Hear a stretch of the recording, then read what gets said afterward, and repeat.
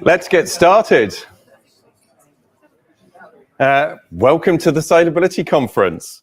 And a massive thank you for being here. Both everyone here who's in the room, but also we're streaming this live. So welcome to everyone who's online with us. I do believe this might be the first RYA conference where we've had a live stream of an in-person and online event. So that's quite exciting. It's fantastic to see some of you in the room again, seeing people face to face rather than just on a screen, but equally great that so many people who couldn't be here are able to participate by being online. So thank you for all your efforts to be here one way or the other. I'm afraid I've got some logistics to do, which isn't going to work quite so well for the people who are online. Coffee and tea, whatever takes your fancy. Help yourself. There are coffee stations all around the building. If you're here at RYA Boston, they're on the house. If you're in the cloud, I'm afraid you're going to have to supply your own, but same principle applies. Help yourself whenever you want to. I think people have found the toilets in this building just by reception, and we've got lunch in the Olive Restaurant at 12:30. Phones to silent, please. Do carry on using them. Do tweet that you're having a fantastic time, put stuff on Facebook, but don't be the one that has it go off in the middle of the presentation, because we will fine you and the money will go to the RYA Foundation. So thank you for that. I'm not expecting any sort of fire alarm here at RYA Boston. So if the fire alarms do go off, please follow the instructions of the staff team, and I think we gather in the car park. And then just a word about COVID, if I may. When we started planning this event, we couldn't be certain we'd be able to do it, to be honest. We weren't sure we were going to be able to run it in person. And as we opened up bookings, the world's changed and Omicron variants became a part of our everyday conversation. And a whole load of new measures were introduced, so there's even more doubt whether we could do it. Those measures have since been relaxed again, and we're all, I guess, now making personal judgments about what we think is right for ourselves to keep ourselves safe and manage the risks we face.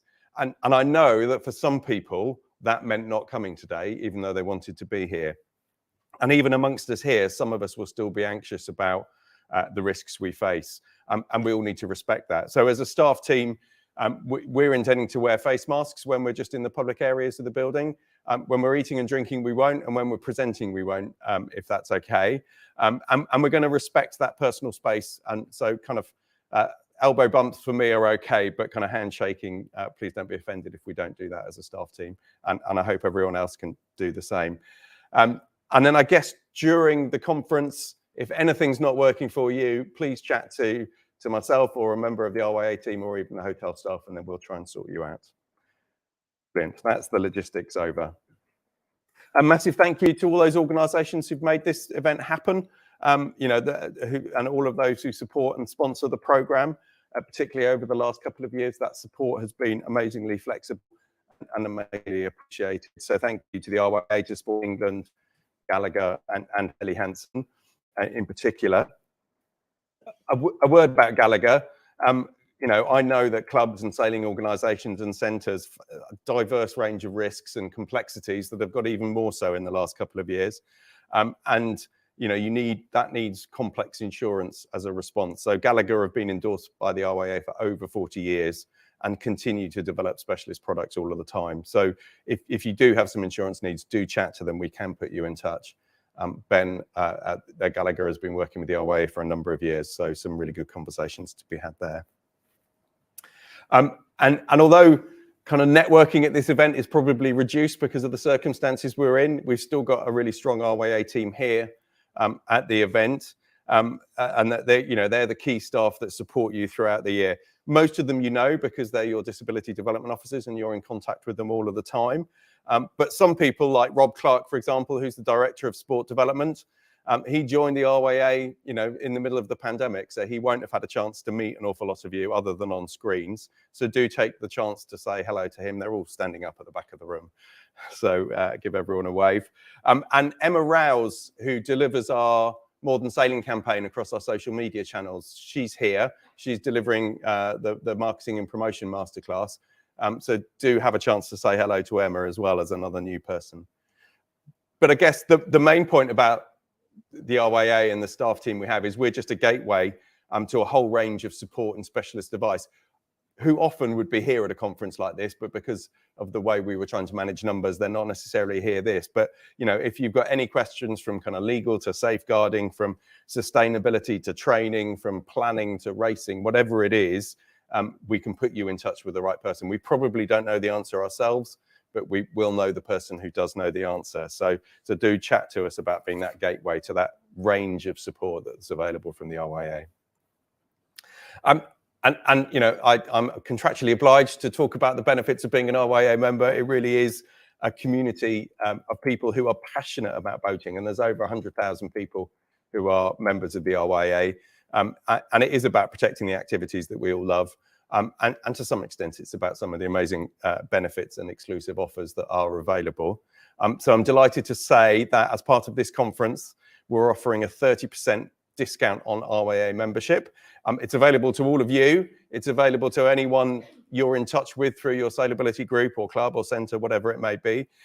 It's available up to the 31st of March. So just use the code that's on the screen there. The QR code takes you to the link on the website where you need to put that code in if you want to take advantage of that 30% discount. So I'll leave you all a slight chance to take a picture of the QR code if you want to, and we can show it up later as well. So that's a great offer. The most important thank you, I think, it's to all of you and for the amazing hard work you've put in keeping the Sailability program going since we last met a couple of years ago here at RYA Boston. It has been tough, without a doubt. The pandemic's had a disproportionate impact on disabled people, and the Sailability program is no exception to that. It really hasn't been easy, and undoubtedly, you know, the sad thing is disabled people who have had fewer opportunities to be outside and active on the water than others, and that connection with other people would have had fewer opportunities for that. And which is why, I guess, all of those difficult decisions you took, all the effort you made, staying in touch with sailors, staying in touch with volunteers, all the changes you made so you could operate earliest possibility, you could restart activity. All of that effort has been so important and so valued. So a massive, massive thank you. And we know that because of COVID, a huge amount has changed, and we do need to rebuild the program. Now, one of the things that's changed in the RYA is that we've got a new chief executive. Sarah Sutcliffe has joined the organisation. Sarah's got a rich background in sports administration, most recently at Table Tennis England. She can't be with us today, sadly, but she has recorded a message. So over to you, Sarah.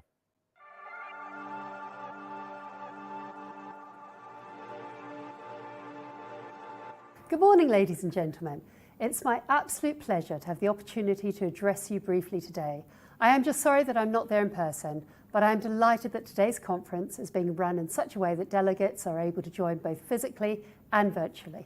So, my name is Sarah Sutcliffe, and I started as the Chief Executive just 5 weeks ago. I joined the RYA from a long career in the administration, management and leadership of sporting bodies, having worked within the British Olympic Association for 12 years, and then subsequently I led Table Tennis England for the last 8 years. My family and I are keen sailors, and I'm pleased to say that my 2 young boys are booked in and excited about the next step in their RYA Dinghy Youth Scheme in the summer. However, I'm not here to talk about me today. This conference is about all of you and the brilliant job you do in developing the interest, skills and confidence of disabled people through sailing and boating activities. I want to say a huge thank you to all of you. Without you and the work you are doing to support sailability programs, we would not be able to make a difference in those lives. We have all come through a tough couple of years. Everyone has been impacted, some more so than others. Sadly, the evidence shows that disabled people have been impacted more than most in terms of their activity levels and mental health. It is vitally important that sailability activity gets going again, so thank you for all your commitment to rebuilding and restarting. I really hope you enjoy today's event and that you are able to take from it the information and support you need.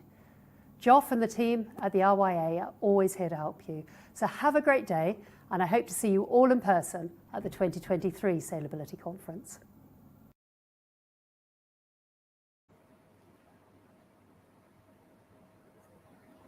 Thank you, Sarah.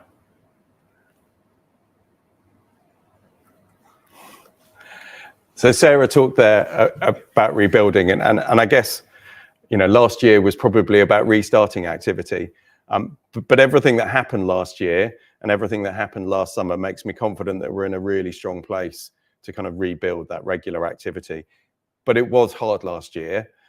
People, you know, organizations were late to restarting for some very obvious reasons to get back on the water. And people often started at much lower levels of activity than they would have done pre-pandemic.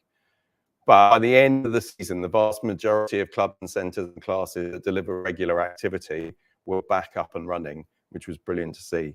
There were, of course, a load of limiting factors last year. COVID measures ever changing, participants who were still shielding, volunteers still cautious about returning, all of those kind of things, the complex risk assessments and decision making you had to take, and that kind of ever changing guidance that we had to deal with.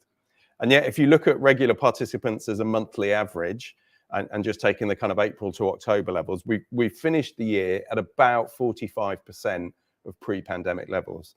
And given at the start of the year, we were running at about 20% of pre-pandemic year levels, I think that was a pretty amazing place to have got to. So I do think everything's in place for a really strong start to next year, but there is a big rebuilding job to do. And I guess we have to acknowledge the impact of COVID. It has been tough on communities, on organisations, and on individuals. It's a trite thing to say. We've all been in the same storm, but we've been in different boats throughout, and will continue to be the case, I suspect. Our capacity to do things, our willingness to do things, may be very different to what it was pre-2020. So we have to acknowledge the impact of COVID and continue to give that kind of reassurance and support to everybody who wants to be involved. It's also important to acknowledge that COVID has forced us to change the way we work and the way that we engage, the way that we deliver activities. And some of those changes have been positive and may well stick, and we'll probably stick with them, as I said. You know, that might be online booking of sessions, it might be fewer numbers but more quality time on the water. It might be about getting families and carers more involved in the rigging and de-rigging, getting on and off the water, in the actual sailing itself. And that's just a few examples. I know you've all made lots of changes to the way you do things, and you're going, actually, that's a real improvement. We'll probably stick with that. So we have to carry on acknowledging the impact of COVID, and there will be some tough times still ahead, but we also have to acknowledge some of those good things. And I think engaging and connecting with sailors and with volunteers and with groups has been and will continue to be really important. And I guess when we were in those phases of lockdown, it was about looking after each other, just making sure everyone was okay, because those were tough times. And latterly, it's been about reaching out, talking to people about a return, responding to the choices people make about getting back on the water or getting involved again, and offering the support people need to make that first step to getting back involved. And all of that kind of connecting with others, that engagement, it takes time, and it's because it's really personal to each person and to each group. But it does make a massive difference. That effort is worth it. And it's going to continue to be really important as we rebuild. And I guess it's really important to remember the people and the groups who are finding it hardest to return, whether that's the community organisations or the schools working with people who've been stretched every which way during the pandemic, and they just haven't found a way to return to some of the activities they used to do as a group beforehand. Whether it's the people who are still shielding or a version of shielding and are still taking extra precautions to keep themselves safe. I think we've got an activity, because it's outdoors in the fresh air, that actually that can be safe for people, but it's just going to take that extra effort to get those people who are still shielding back on the water, but it's an effort that's worth doing. Or it could be about the volunteers who are anxious about returning to busy environments and the support and the choices they need. So I think that kind of re-engagement and reconnecting with sailors and volunteers and groups is going to be incredibly important next year. And I guess as part of that, we need to get welcome right. And actually, if we look at kind of water sports and sailing more generally, there are lots of lessons in this area, I think. Demand has been high for water sports and sailing boating activities. Participation is up, and there are a load of new members of sailing clubs, for example. But the new members and the new participants are not the same people that were joining and getting involved beforehand. People may be trying lots of new activities at the moment and not sticking with all of them. So many of those who started cycling in the first few lockdowns, for example, are no longer cycling because they've found other things that they can do. So we have to get that welcome right and that experience, first-time experience right, because not everybody's going to stick with these things that they're trying. So we have to be really good at welcoming people, really good at getting across who we are and what we offer, and then matching that to people's aspirations and their motivations. And if we give people that great experience, they're more likely to stick with it and return. So I think that's going to be really important as we go through next year. And we have to know our audience to get that experience right. We have to really know and understand our audience, our volunteers, our workforce, and the experience we offer. What motivations do people have to get involved? What barriers do they face? And is our offer the right one to match those motivations and overcome those barriers? Let's think about getting the offer right for if a young disabled person wants to get into sailing, are they going to find their peers on the water helping out so it feels like a place for them as young people? If they come week after week, are they going to find ways to develop their skills and their passion for sailing and boating? If they want to join their local sailing club, are they going to be told they might be better off down the road at the Sailability group, or will their club find ways to get them on their water with their peer group and their friends? If a family with a child with complex needs wants to engage in an activity with the rest of their family, are they going to be able to go sailing at the weekend? So a recent report by the charity Sense on the physical activity needs of families who've got children with complex disabilities found that Saturday and Sunday were the preferred days for those families to get involved in activity because they were a working family. Are we getting our offer right for those people? If cost is a barrier to some volunteers getting involved with what we do, can we help mitigate that? Can we offer lunch? Can we offer travel expenses as part of the deal? If we're trying to attract a younger group of volunteers into our activity, do they get the chance to try it out with other young people so they feel like it's a place where, yeah, we can get involved here? There are no easy answers to any of this, and there are many more examples I could have given, and so it's going to take time. But rebuilding our activity definitely means getting to know our audiences again, and they may want different things from us. So that's going to give us some challenges. And we're only going to solve those challenges in time. But it is important that we start that process of really listening to what people want to get back involved again. Now, one of the barriers that we know exists is people's concerns about safety. And they may be perceived concerns about safety with the sport that we've got, or it might be real concerns about safety. But participants and volunteers want to feel safe before they get involved. They want assurance that as an organization, you know what you're doing and that you've got a strong safety culture in place. So I'm going to spend a bit of time talking about a number of projects we've been doing in this space that we've been working on. And we've been looking at it from a perspective of an organization, perspective of the person who takes on the responsibility for some of the sessions you run. You're the person in charge on the day. And we're all look at it from the perspective of people who are on the water, making sure everyone feels safe on the water. So if we look at safe management systems, we all know that there was an incident at Blackwell, and the MAIB produced a final report on that incident. And in that, they recommended that the RYA considered offering sailability centres the benefit of voluntary participation in audits of their safety management systems. So we've kind of taken that recommendation and thought long and hard about it. And in response, what we've produced to date is a series of resources to help affiliated organizations who are not training centers reflect on developing and maintaining safety management systems. And the graphic that's on the screen is part of those resources, but it kind of guides you through where we've got those resources. So each section of this, each section of this graphic on the website has got a section that's about advice and guidance for this particular topic.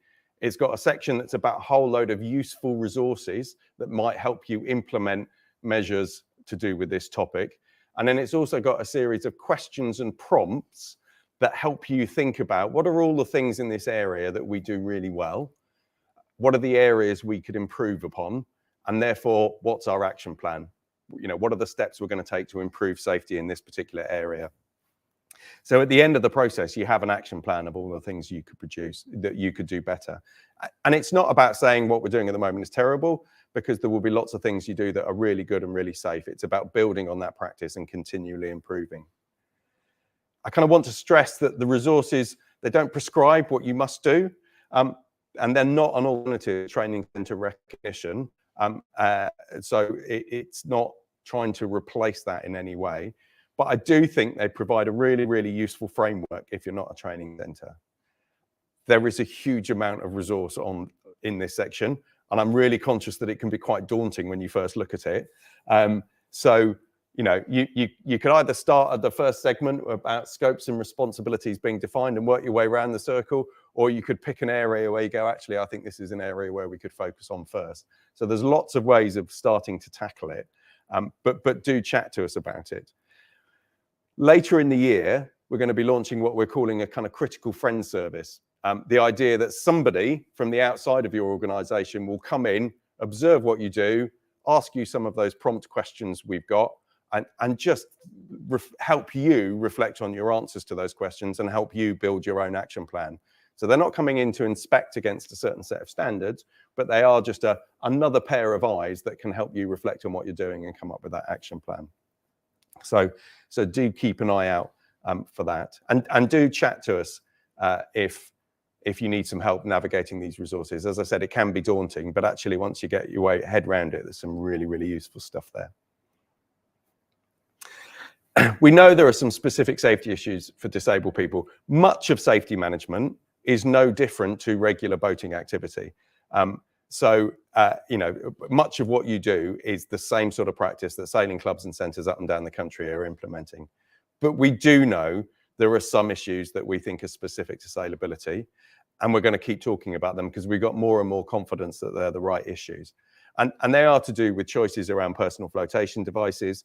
They are to do about some of the self-righting keel boats that we use more commonly than many others do. It is about some of the adaptations to boats that we make naturally, but to enable people to have independence and control over their sailing. But there are some specific issues related to that.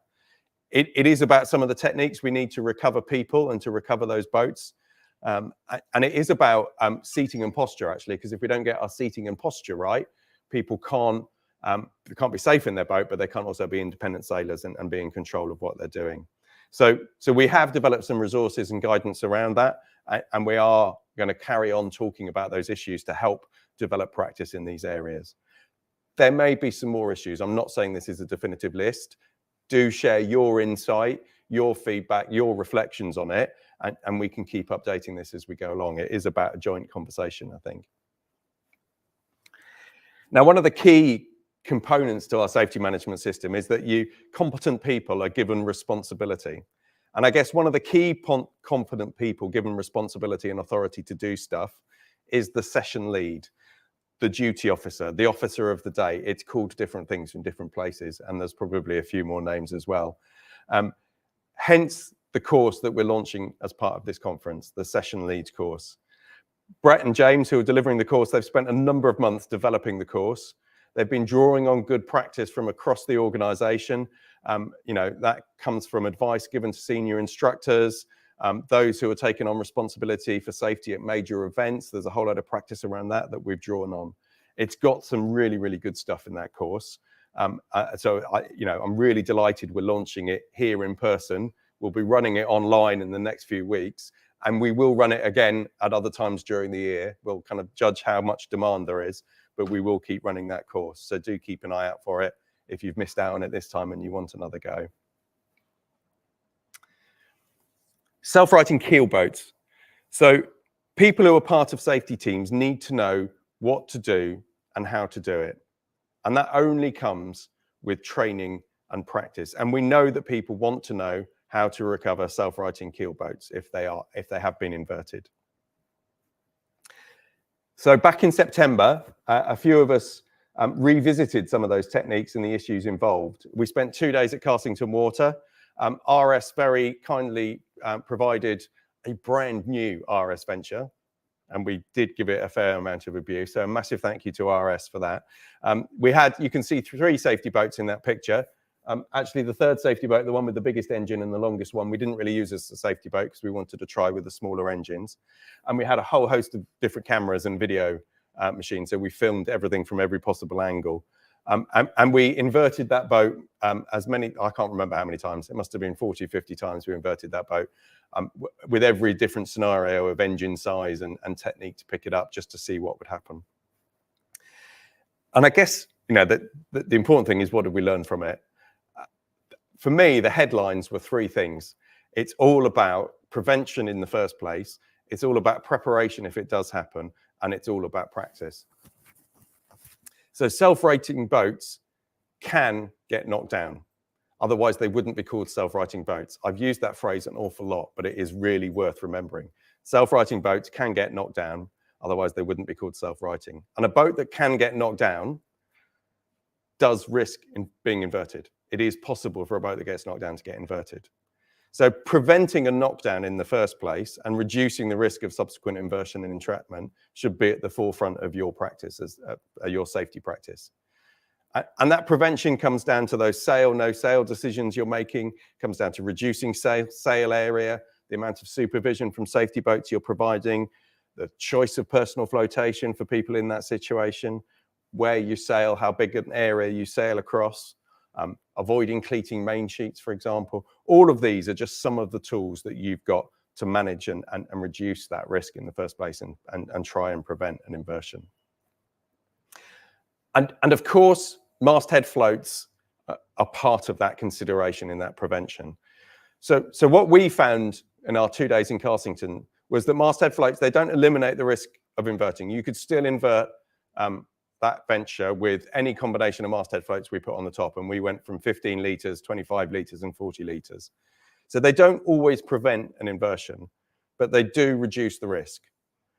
They do buy you time, and time is your friend. That's what you're up against in a situation like this. You've only got a certain amount of time to solve this situation before it becomes far more critical.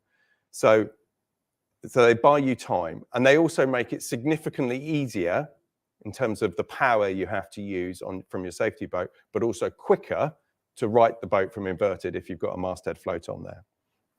So as I said, we tried 15 litres, 25 litres and a 40 litre masthead float, and they all made life significantly easier and quicker. Quick reminder that if you do own an RS venture, we do have a link which I can dig out. You just fill in your name and email address, and RS will provide one of their 15 litre blimps to be fitted at the top of your mast for free. So if you haven't got one, do think about that and do let us know. Jake from RS is here this weekend, so you can always talk to him about that as well. The other thing we found around was preparation. Preparation makes it much easier to use the equipment that you've got under pressure when you need it the most. So as the day went on, we got better at righting that boat.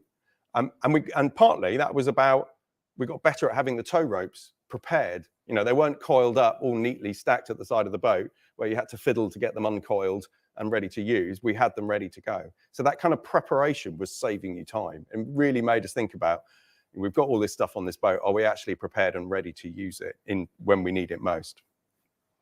So make sure you and your safety vessels are well prepared. It was really striking how much time that saved you. But equally, knowing what to do is one thing. Knowing how to do it comes with practice. The time it took us to right the boat from inverted got quicker and quicker as we practiced it more and more, and we got used to how it felt when we put the boat under load. We got used to the angles that we needed to keep the safety boat to the venture, the nuances of where to point the engine at certain points in that technique got better and better the more we practiced it. And I was the least experienced person on the water that day. So there were an awful lot of very experienced people, and they still got better with practice. So practice gets you familiar with the safety boats you use. It gets you familiar with the vessels you're trying to recover in the conditions you operate on. Time on the water is really, really important for Olympians. It makes great Olympic sailors who can win gold medals, but time on the water also makes great safety boat drivers. So practice, practice, practice. We would encourage you all to have sessions in place where you're refreshing the skills of your safety boat drivers. And we're going to continue running days that help you deliver those sessions. and cover some of the issues that we think need covering. So keep an eye out for when they're happening, because we'll do that. So let me talk about some of the recovery techniques we learned about on the day. You can write an RS venture from inverted by climbing on the upturned hull, grasping the keel and leaning back. You have to put a fair bit of effort into it, but it is possible. Without a masthead float, it takes about 150 or 160 kilos of weight, and the detail of that is in the RS's owner's manual. With the 40-litre masthead float, a single person, admittedly a 100-kilogram person, could do it on their own, which was quite interesting. So if you are in a situation where you haven't got a safety boat, you can do it on your own, but it takes that weight. If you've got a masthead float, you can probably do it on your own. Now, the RS Venture's got a bulb on the end of the keel, and we found that bulb, this would work, I'm assuming, with other boats that have also got a bulb on it. That bulb became our friend because it just saved us a little bit of time. So what we were doing, we had one end of the tow rope attached to the rescue boat. We were hooking the tow rope around the keel. We didn't mind where it landed. It was just looped around the keel. We were tying the loose end back to a strong point on the tow boat, on the rescue boat, and then we were reversing away and putting the rope under tow and towing.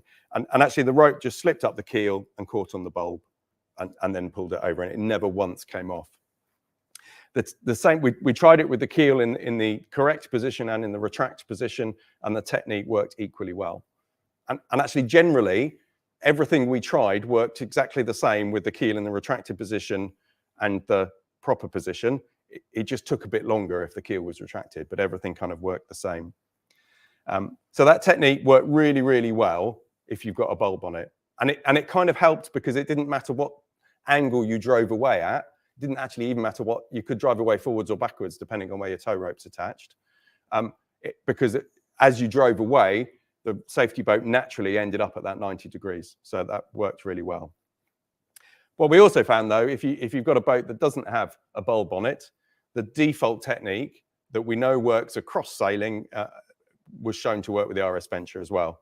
So tow line secured to a strong point on your rescue boat, you jump across the hull, you attach the other end of the tow line to the opposite shroud, and then you reverse away as the tow rope comes under tension. You apply the power and you maintain 90 degrees. And we know that works with all sorts of other boats as well, but it definitely worked for us on the day. And as I said, the keel position didn't have a significant impact on the effectiveness of these techniques, but it did slightly affect the amount of time it took to recover it. It's worth saying something about engine size. On the day, with no crew on board the RS Venture, a Jaffa with a 15 horsepower engine coped with every scenario we threw at it. So every combination of masthead float, every combination of keel retracted or not retracted. The only time it couldn't right that boat in a reasonable time, in fact, it couldn't right it at all, was when we had no masthead float on the Venture and it was towing backwards. Okay, it just didn't have enough power. That poor engine was at its absolute limit. So what we did do was turn the Jaffa around and tow forwards, and it was able to right the boat without the masthead float on it. We had to lengthen the tow line slightly just to increase the distance from anyone who might be in the water, but at that stage it was able to do it. So and it was a reasonable amount of time it took. I go back to my point about the masthead float though. It made it significantly easier and quicker, and worked in all of those scenarios, whatever orientation your rib had to the boat. So we learnt a lot. We've written up some of it in a blog already, and I'll mention the blog in a second. Detailed guidance on these techniques with an accompanying video is going to be with us quite soon. We're just still working through the detail and making sure we're absolutely accurate in what we're saying, but we'll let you know when it comes out. The other thing, we had so much fun over 2 days in Cossington. We're going to repeat the exercise with some other boats in the spring. So we're going to take a Challenger and we're going to take a Hansa and we're going to go and play, and we'll let you know about that. And we might get around to a 2.4 at some point, Chaz. So watch this space for some of that and we'll let you know.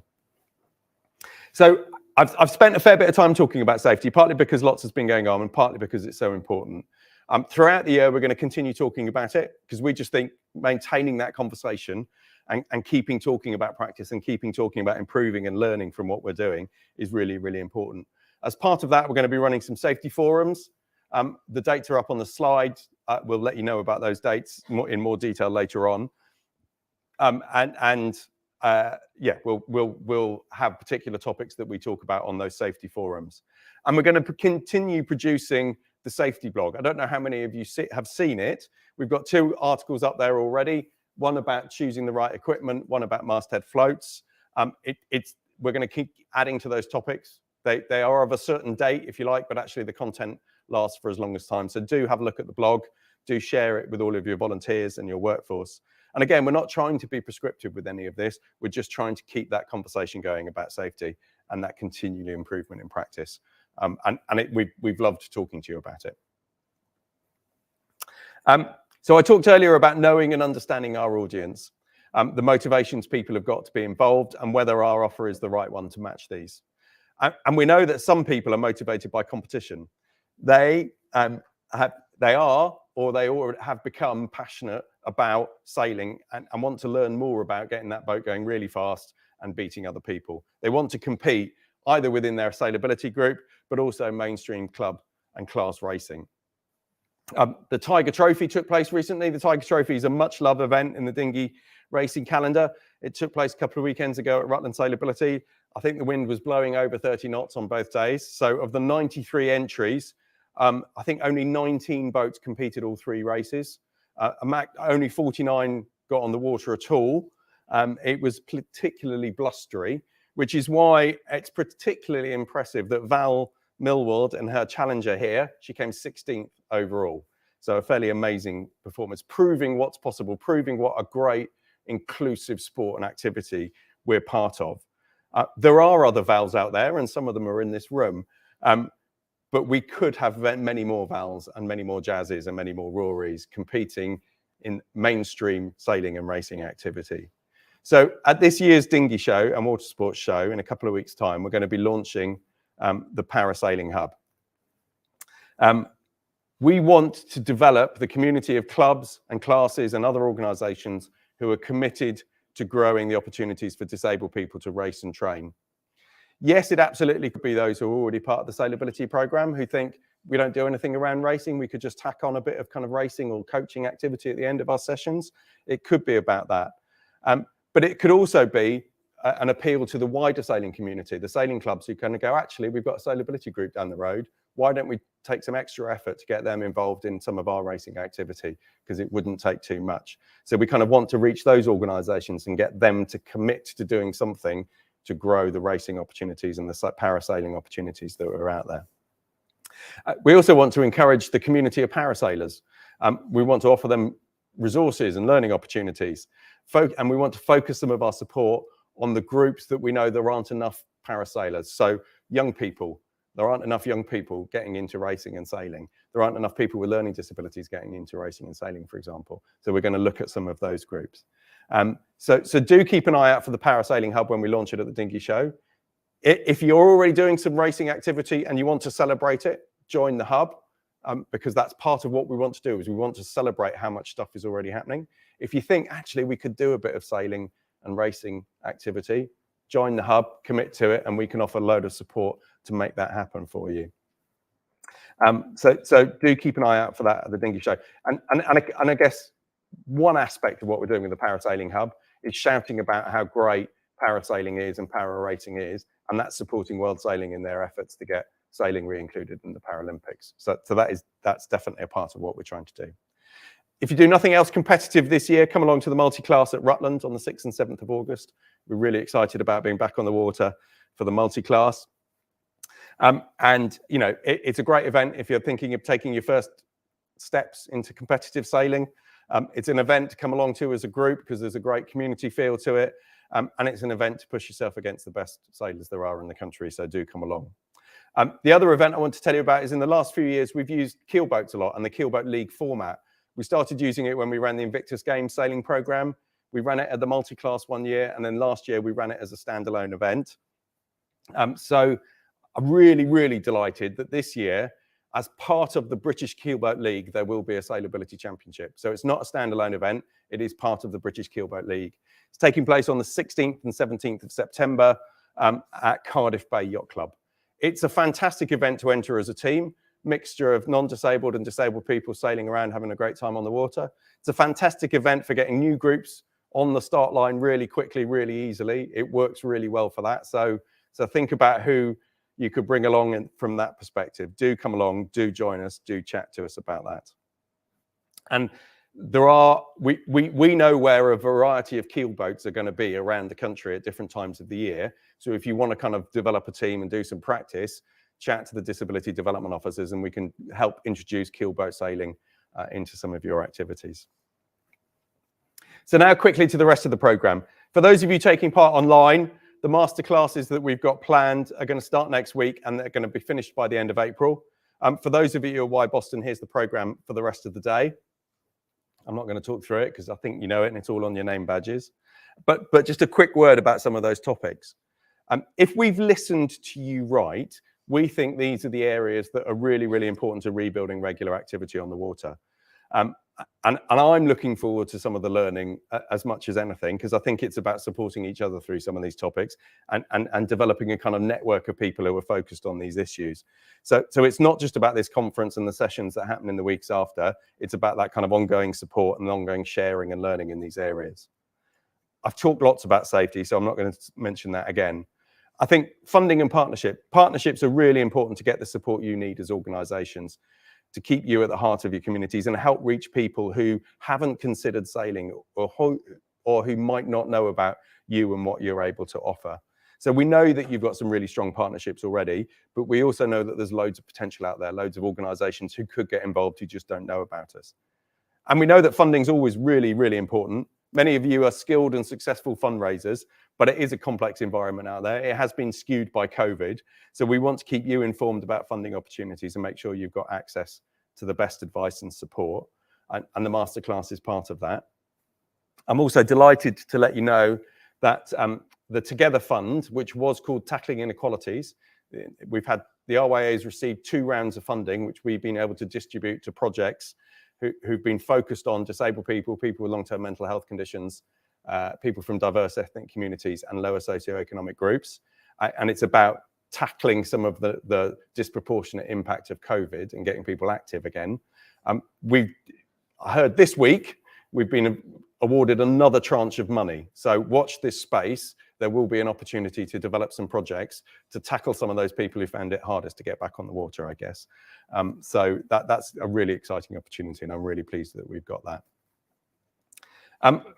Marketing and promotion. The More Than Sailing campaign is going to continue.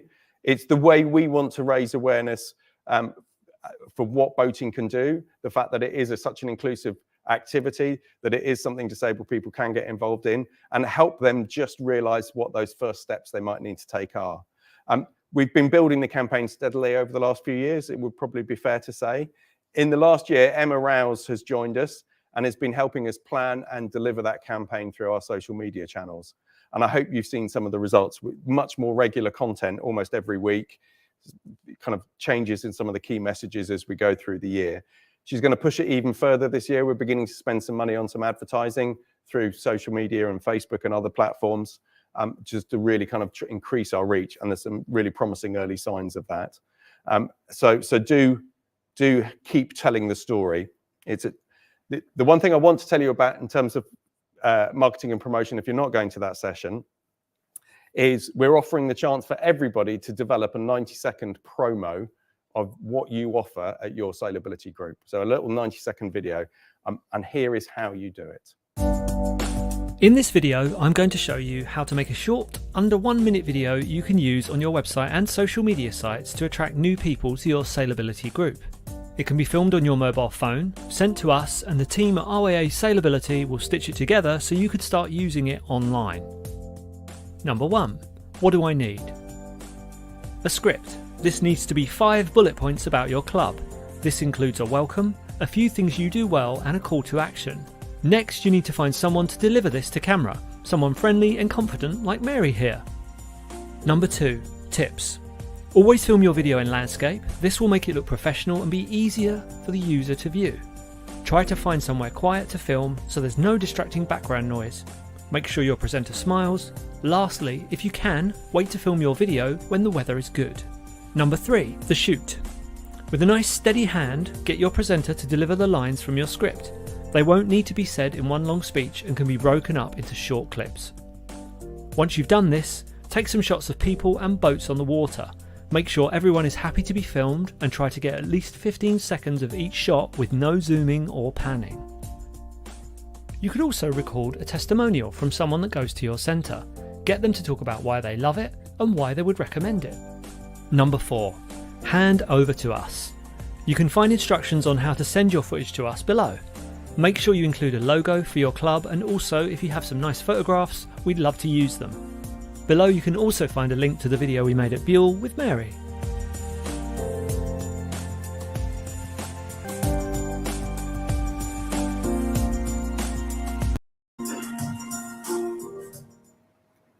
So there you go. That's an offer for everyone. I look forward to seeing all the results of that. And if you go to the YouTube channel, you'll find that video and you'll find the example from Mariners at Buell. So I'm going to rattle through the last few things I wanted to say. Disability awareness, we still think is really, really important. It's one of the foundation blocks to getting that experience right, having the right people in place with the right approach. We've done a number of things with the course. We've produced a 3-hour version, so it doesn't have to be a full day anymore. We're going to be delivering it online for the first time, and we will be developing an e-learning version of it as well. So there's a number of things we're trying to drive it forward. The other thing that's really important to us, I think in the years ahead, is that we find more instructors who are disabled people delivering that course, because I think it just makes it ever more powerful. We know that manual handling, not everybody's got hoists, not everybody needs support to get in and out of boats, but for some, it's the key to getting them involved in sailing, and you need this specialist equipment, and therefore you need some training to use that specialist equipment. So, you know, Neil from Rutland Sailability did a huge amount over the years helping move forward this area. And we're hopefully, but we still know that there was more we could do, and there were still some issues with it. So we for the first time, are providing that manual handling train the trainer, so you can find someone within your own organisation who can train your volunteers on how to use those hoists. Let's see how it goes, and we'll learn lots from it. And then finally, I think volunteers are at the heart of the Sailability programme. There are many brilliant, committed people out there with whom none of this could happen. So we want to continue to support you to find and engage and support people as they come back to activity post-COVID, or they're looking for new things to do. So across the year, we're going to be offering support in this area. The masterclass is just the start of it, and we'll share lots of the learning and practice from that, and try and build networks and groups of you who are all looking at these volunteering issues. I think there's a strong link between improving our offer and getting our offer right, and finding the right people to deliver it. So it's one of those priorities that's going to just carry on over the years, I guess.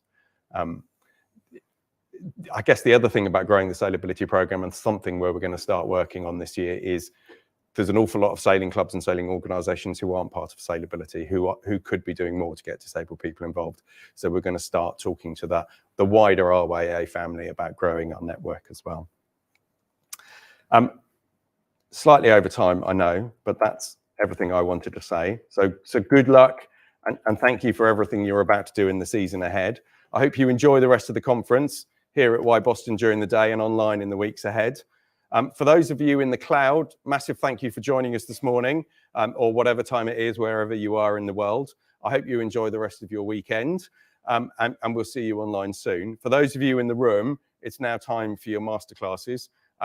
Do grab yourself a tea and a coffee. They're available whenever you want them during the day. Hopefully you know where your rooms are. Basically, if you go down each corridor, you'll find it eventually. There's a quicker way and a slower way, but you will find it eventually. And the names of your masterclass and the names of the room are on the back of your name badge. The next time we see you in here will be at 4:30, just for a kind of closing summary. Really enjoy the day, and I look forward to lots of chats. Thank you, everyone.